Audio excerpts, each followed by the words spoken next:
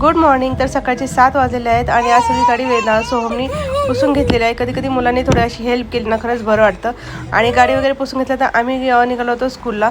मुलांना स्कूलमध्ये सोडलं आणि आम्ही स्कूलमधनं ते खडकीला पाय भाजीपाला घ्यायला गेलो होतो। कारण स्कूल ते खडकीचा बाजार असा एक 20 मिनिटं ते 15-20 मिनिटाचं अंतर आहे पायी जाण्यासाठी। मग आम्ही तिथनं पायी गेलो कारण आज माझी मैत्रिणीही आली होती म्हणून। आणि तिथे गेल्यानंतर आज मी फर्स्ट टाईम आले होते खडकीच्या मार्केटला। तर खरंच भाजी खूप ताजी आणि फ्रेश होती।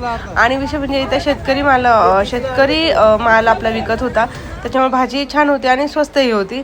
मग इथनं बऱ्यापैकी भाजी आम्ही घेतलेली आहे। आणि एक 2-3 भाजी फिरलो पण ती नाही भेटली, कारण मला लागत होती आळूची पानं लागत होती, कारण ती मला काही आळूची पानं भेटली नाही। बाकी सर्व भाज्या भेटल्या।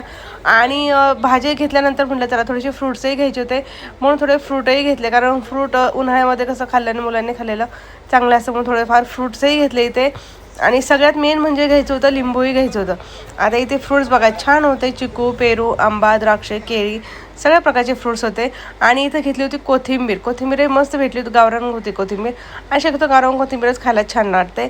आणि मग निघालो होतो तर जाता छानपैकी अशा मिरच्या दिसल्या, आणि मिरच्या ह्या 2 प्रकारच्या असतात, पण मी शक्यतो तिखटच वापरते। मग सगळा भाजीपाला झाल्यानंतर आम्ही परत रिटर्न 1-2 करतच स्कूलमध्ये गेलो होतो, कारण त्या मुलांची स्कूल सुरू होती 10 वाजता आणि आम्ही बाजारातच आम्हाला 8:30-9 झाले होते, म्हणून आम्ही परत पाय स्कूलमध्ये आलो। तर आजच्यासाठी एवढंच होतं। Bye bye.